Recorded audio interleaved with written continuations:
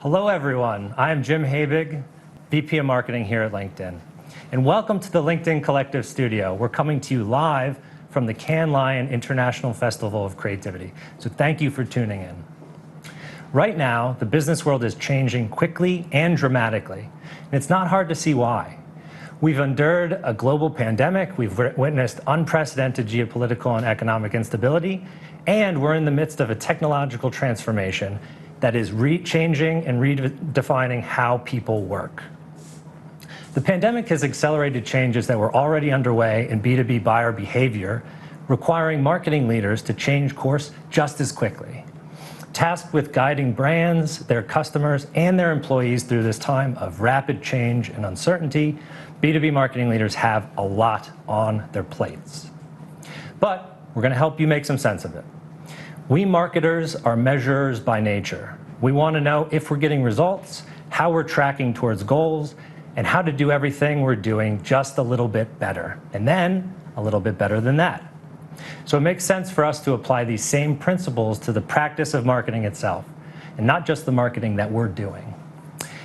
We can use data from the collective wisdom of our marketing peers to become better marketers ourselves. And this was the idea behind the LinkedIn B2B Marketing Benchmark report. So together with research firm Ipsos, we surveyed nearly 2,000 B2B leaders in 8 countries around the world. And the result is a snapshot of the industry as it is now, with some clear best practices to guide us towards whatever comes next. So before we dig into what we learned from the report, let's start by introducing our esteemed panel. So Lorenzo, please, I'd love to hear who you are, where you're from, and what are you doing here? Thank you, Jim, for the opportunity to be with you today. I've been with Ipsos now 2 years as CEO for North America. I'm based in New York. I've been with Gartner before, where I had the opportunity to lead both regional businesses as well global business units. I've been in the B2B world for a long time, looking at things like data, market research, and I'm a technologist. I've been in tech for a long time. Fantastic. Thrilled to have you here. Conrad? Thank you. Thanks for having me. Conrad Persons, WPP, Global Strategist, and I also lead our global B2B practice at WPP, which gives me a great opportunity to work with senior leaders in the world of B2B from around the world. And I also advise many of our top clients on what now, what next, as they look to grow, transform, and deal with all the changes you outlined at the outset. Fantastic. Well, thrilled to have you both here. I wasn't lying when I said esteemed panel, right? So the big headline from this B2B market research that we did was that despite a pretty consistent narrative of budget cuts across the board, we're actually finding that the majority of B2B marketing leaders saw their budgets increase last year, and over 2/3 expect an increase this year too. So I'm curious, maybe Lorenzo, we could start with you. What do you think's behind this trend? So first of all, I think you've set the context really well. There is no doubt we are living in a context of radical uncertainty, or as some has described, of a non-recession recession, that for sure. But the context, I have to say that the role of the CMO and their team has never been so core, so important to the profitable growth the organization are targeting right now. This is a terminology that has been extensively used in Q1 earnings calls, profitable growth. I think the study is a very interesting and unique one, Jim, if I may. I think there is a concept, an ingredient which is new, which is, I would describe as double triangulation. The scale is significant. You mentioned that, 2,000 marketing professionals, 5 continents, 8 countries. But the first element of double triangulation is the fact that we surveyed both CMOs and CFOs. And we tried to extract insights from where we've seen convergence of 2 different perspectives on the same challenges, on the same topics. And Jim, even in the same organizations, CFOs and CMOs tend to look at things differently. So for us, it was very important to triangulate around that. The representation of sectors is very wide, from financial services to healthcare, from tech to education. And the second element, which I think is really unique and very important as well when it comes to triangulation, is the fact that we didn't survey only people, but we leveraged the new data trends from LinkedIn. So we looked at the say and the do. And again, we extracted insights when we have seen the convergence between those 2 things. And just to give you an example, when we asked for which are the skills you are trying to hire, you're looking for it, and when you look for talent, we also look at the job postings and the people that have been hired more recently. The facts that are emerging are many. Look, I have paper here because it's impossible to remember all the data and the insights. It's a numbers guy. But just to mention some, 2/3 of the people we surveyed mentioned that they are seeing at least a modest increase in their budget. Right. Obviously, I'm sure that some of the people might be looking at me like, this sounds crazy. But because there are very wide variations between industries. For example, tech is at the bottom, to be honest, but education is at the very top. Right, right. But it's very consistent across geographies, incredibly consistent. 2/3 of the CMOs and their teams saying that the role of the CMO is becoming more important. Now, CMOs by tendency, if you ask a CMO if they're important, they tend to say yes most of the time. So we check with CFOs as well. Sure. And actually, even more CFOs tend to say that the role of the CMO is becoming more important. And last, which is unique to find in the same sentence, the majority of CFOs are optimistic about the ability of the marketing teams to make an impact. Now, that translates really fast into expectations, Jim. So I think this is the year where the marketing teams will have very high expectations in terms of ability to make an impact. I love that. It's rare to find some CFOs that say CMOs are actually doing a better job than they would say themselves. So it's great to pick up on that trend. Conrad, I'm curious, from your organization, are you seeing these kind of budget trends as well? Yes, and I think it may feel counterintuitive to a lot of people because just as you said, there's recessionary narrative that's been with us for several years now, basically, and I think there's an assumption that that will then reflect itself in reductions in terms of marketing spend.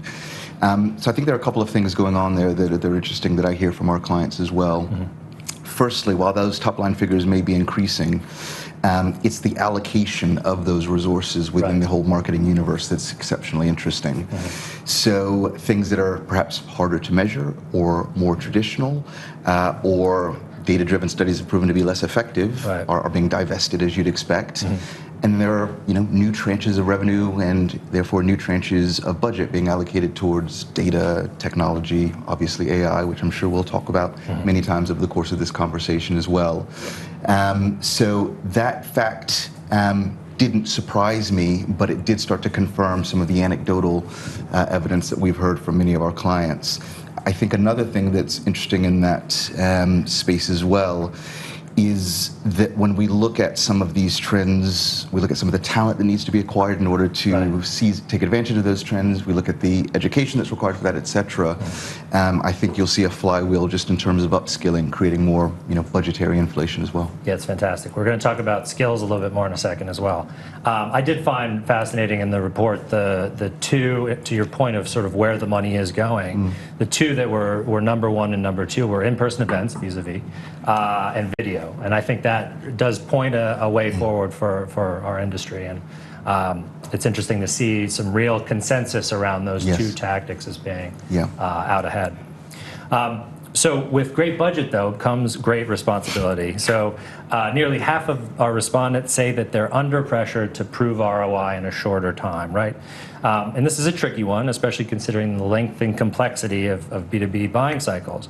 So I'm curious for your advice on this. How can B2B marketers gain more confidence in their ability to drive revenue and improve results, especially when there's this increased pressure to show the ROI faster?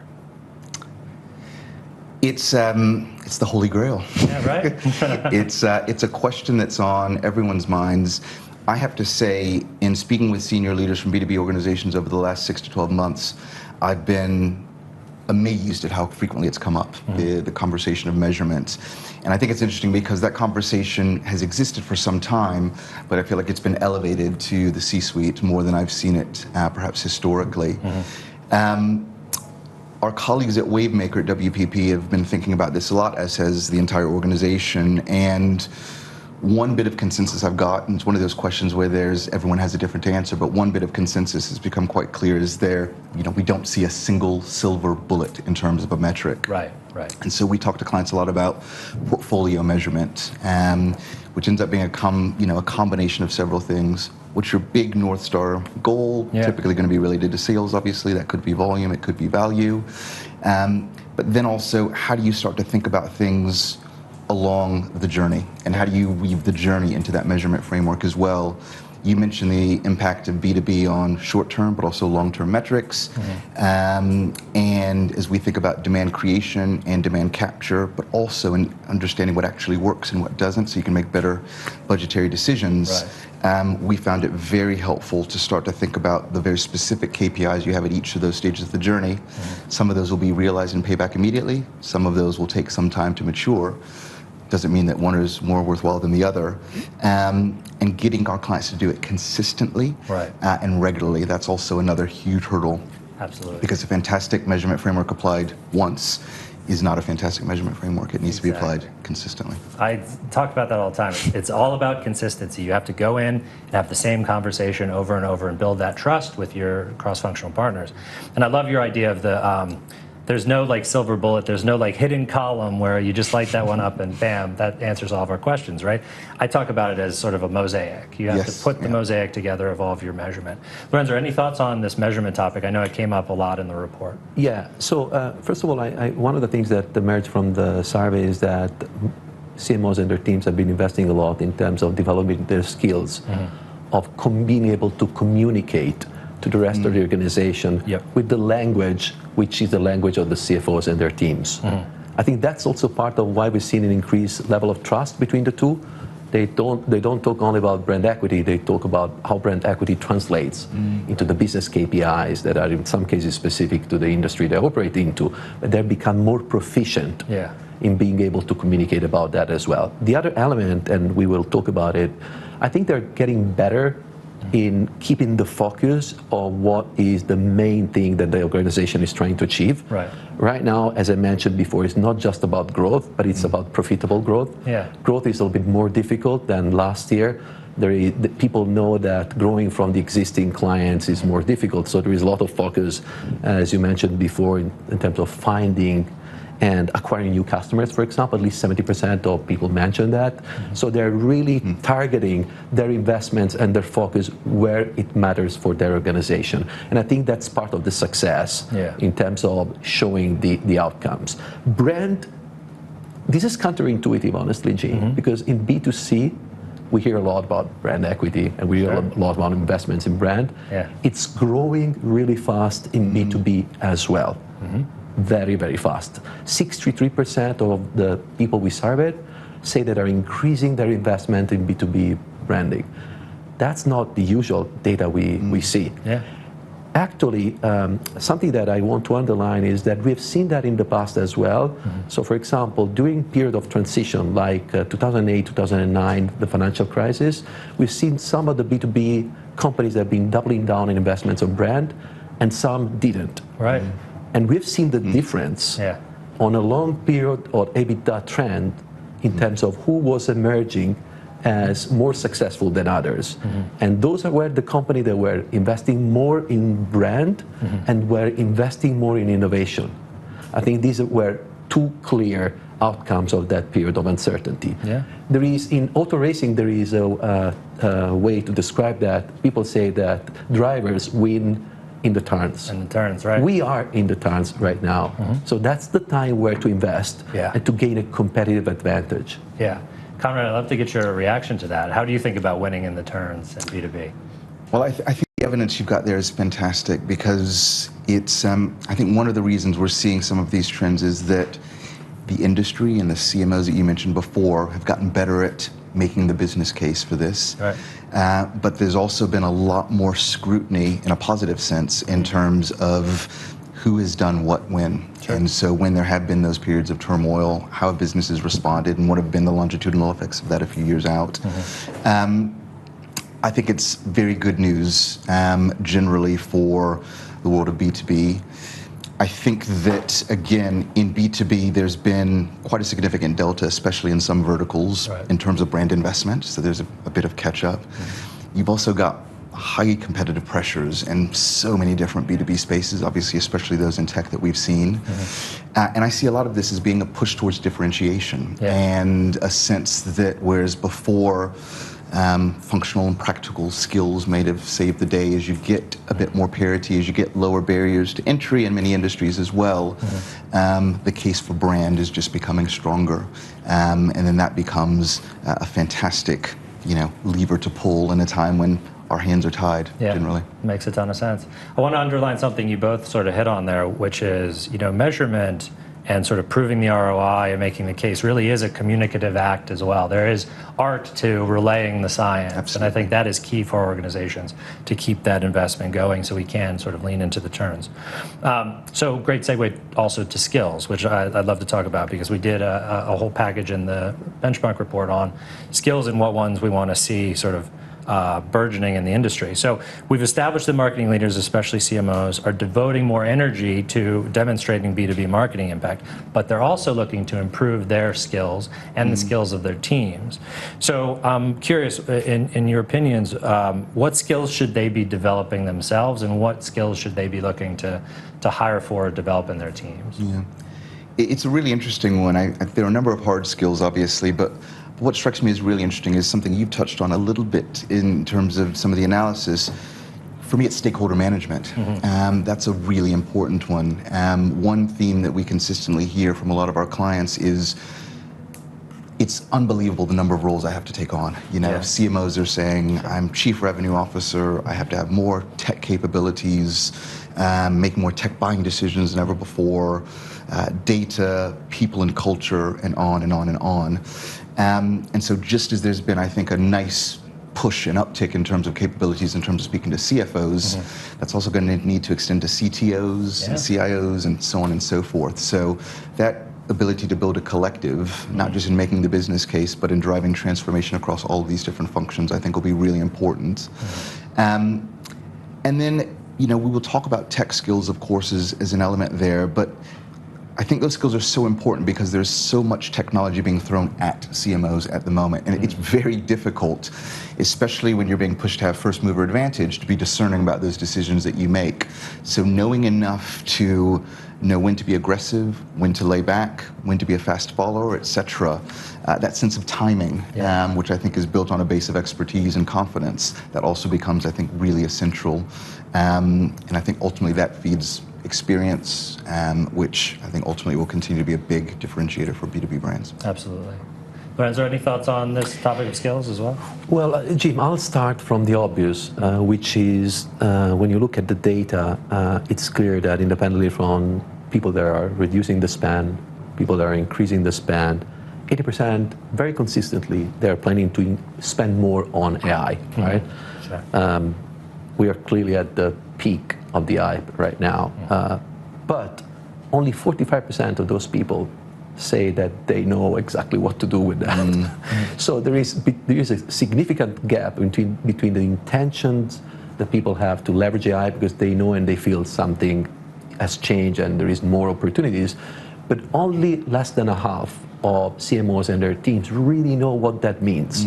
And you know what, Jim, that's right, because it's changing every day and very fast. So I think remaining humble in terms of knowing how to leverage AI, it's not a bad attitude. That's why if you look at the top skills, and again, this is another element from the study of triangulation and the verification, we look at what people said in terms of skills, but we validate it with LinkedIn trends in terms of what are they posting in terms of jobs and what kind of people they've been hiring. And it's a good mix, actually, interestingly enough, Jim. There is creative, data and tech, and problem solving. So of the top three, two are quite of the traditional skill sets that remain really, really important. I have to say, coming from a technology background, AI will require human supervision for quite some time, even in marketing. So clearly AI is one of the great opportunities that marketing teams have. I don't know if you've seen the latest report from McKinsey last week that they published on the economics of AI, and they outline how the three organizations that will be impacted the most are software engineering, both for products and internal IT, customer operations, and then marketing, estimating also on the efficiency side 5 to 15% potential impact. So the opportunity is there. There is no doubt about that. There is consistent view. But it's going to get worse before it's going to get better. Yeah. Because AI will continue to require auto supervision and human supervision. Right. One example is inclusion. It's going to make it worse for some time, because if you look, for example, at stable diffusion, and when you prompt for roles like engineering or an architect, more than 90%, up to 99% for engineers, what they produce is an image of a white man. So AI is also an echo chamber of our bias, and it will be for a while. So that will require humans' intervention and supervision. Definitely something to be on the lookout for. I'm curious, Conrad, this feels like the $1 million question here at Cannes is how is your organization embracing AI and integrating it into your workflows? Wholeheartedly would be the one-word answer. We have a huge amount of enthusiasm for it, and obviously creativity is something that is core to our business and who we are. And we viewed it very much as an accelerant of creativity rather than viewing it as a deterrent or something will dilute creativity, etc. And we've been thinking about it in lots of different ways. Obviously, there are some people in the boardroom that will be looking at it and thinking about it very much from a efficiencies and cost perspective, which is very valid. We also see huge benefits for it potentially in areas around sustainability, just in terms of what we can already do in terms of reducing how production impacts the planet. And then it has huge range of possibilities, as we started to see actually even last year at Cannes in some of our work, for personalization, for doing things that were previously fairly unimaginable in terms of scale, in a fairly efficient and real-time way. So I think the speed of it, the ability to really unlock it when professionals use it, I think is really special too. What we haven't seen is anything that tells us that AI will make me Picasso or Monet. Of course. What we have seen is that if you are already a talented creative, the possibilities explode in the most positive sense in its use. So we're thinking about it across the entire content supply chain, right the way from big ideas to strategy to production to testing. And we're also thinking about it in a societal way, the sustainability piece, but also I think inclusion's a massive watch out as well. I'm horrified at what some AI tells me when I type in certain keywords, etc. So how do we start to use that for good? And we've started also make sure that our hiring practices around AI are inclusive as well, because if AI is used by a narrow group of people, it will reflect a narrow view of the world. So it is being handled with care, but enthusiastically. Yeah, absolutely. I do think coming back to your point of its tremendous value is just like a creative prototyping engine. And I think that great creative comes out of conversation, and now you have this new thing to bounce ideas off of, and you can be sort of the tastemaker, choosing the ones that move forward. It's fantastic. I do want to come to this topic of DEI, because we did spend a bit of time in the report researching trends here too. And so marketing teams have many responsibilities in this space, right? They're telling a brand's DEI story, they're reflecting the diversity in their creative work, and they're also making sure that their teams are representative. So I'm curious about the current state of DEI in B2B, and how also does it look in your organizations? Lorenzo, maybe we start. So yes, obviously ESG as a bigger team is one of the top priorities for CEOs, our global CEO as well, but more in general. We are actually working with a lot of companies trying to help them in that space, particularly on the inclusion, diversity and inclusion element. Just to give an example, we help many companies in terms of measuring gender equality and how women are represented in advertising. We have been doing that now for quite some years together with ANA and SEER. And when you look at the data on over a few thousands actually of campaigns and advertising we have been analyzing, let me say, Jim, that there is more work to do.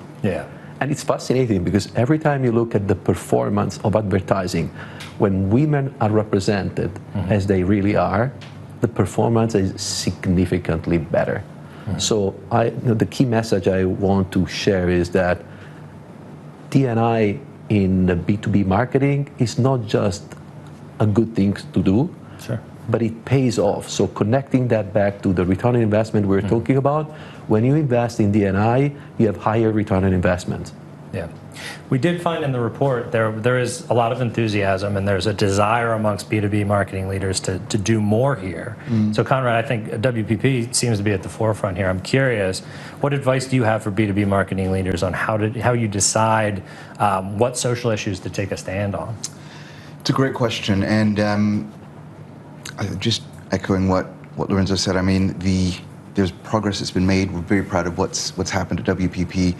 But we always acknowledge there's a huge amount of work to be done. It is not a task that you ever say you've completed. It's always a work in progress. So I think it's always important to remain quite humble about that. It's also an area, we see some similarities in areas such as sustainability and other parts of ESG, where businesses are proceeding with some degree of caution in terms of how they show up and what they do. I think there are a couple of broad messages that we've conveyed to our clients. One of those is, as you look at the entire landscape, and there's a huge range of issues and unfortunately injustices that businesses could speak about, how do you find those that feel in or adjacent to your world? Right. That's relevant from a credibility perspective, but it's also relevant from an impact perspective in terms of what you can actually change. It's relevant from a stakeholder perspective in terms of also being able to talk to people like activist investors as to why you're pursuing these things. So understanding that kind of proximity and where things are material is a really important first step as you think about where to do that. The other thing we really encourage is, of course, is our clients to think about it holistically. And that's across the board. That means thinking about things like gender, of course, which is massively important, but also means thinking about intersectionality. It means thinking about representation, which is very important, in front of the camera, but it also means representation behind the camera. It means not just your business, but the communities that you operate in as well. So taking a very kind of holistic, multi-stakeholder perspective is important. If you marry that with picking issues that feel credible for you to have an opinion on, then there's a chance to do a lot of good. Yeah, absolutely. Authenticity, credibility, taking a holistic approach. I think that makes a ton of sense. Yeah, absolutely. And Jim, there is so much work to do in that space. If you think about some of the new providers to the marketing teams, the technology ones, a lot are technology startups. Even in the US, when you and I live, we would consider US as a mother country, obviously, but if you think about the investments from VCs in startups, less than 2% of the VC investment going to startups funded by women, and less than 1% women of color. So there is a lot of work to do in that space. I completely agree. There's still a lot of work to be done here. So I think we're coming up on time. So the last question I'd love to hear from you both on is, what are you most excited about in this B2B market, Conrad? Creativity. Yeah, same. It's a really exciting time, and I think these two things they feel contradictory, but they're very related.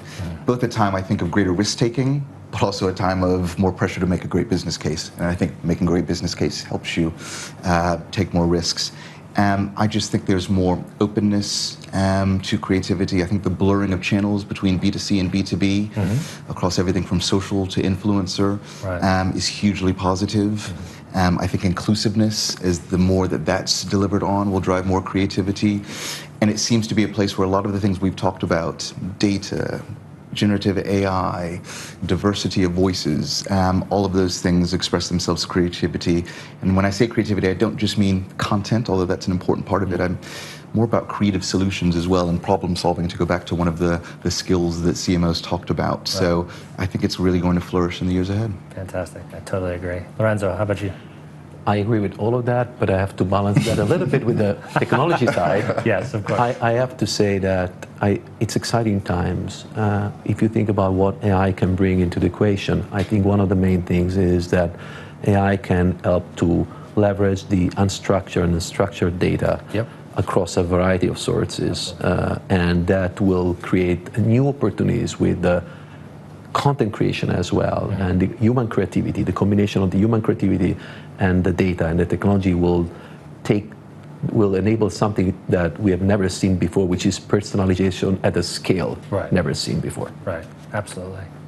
Well, thank you both for this insightful conversation. This was fantastic. And thank you all for joining us. So remember, you can download the LinkedIn B2B Marketing Benchmark report at the link at the bottom of your screen. I trust that it's at the bottom of the screen right now.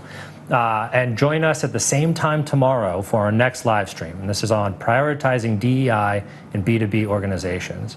So our host Lola Bakari, CMO advisor and inclusive marketing strategist, will be joined by Omnicom's Chief Equity and Impact Officer Emily Graham and Dr. Marcus Collins, best-selling author of For the Culture. They'll embark on a candid discussion about diversity, equity, and inclusion and ask if B2B brands are living up to their stated DEI commitments, how can we drive more impact with DEI initiatives, and how B2B marketing leaders can embrace DEI principles in their marketing efforts. So take care, and we hope to see you tomorrow right here on LinkedIn.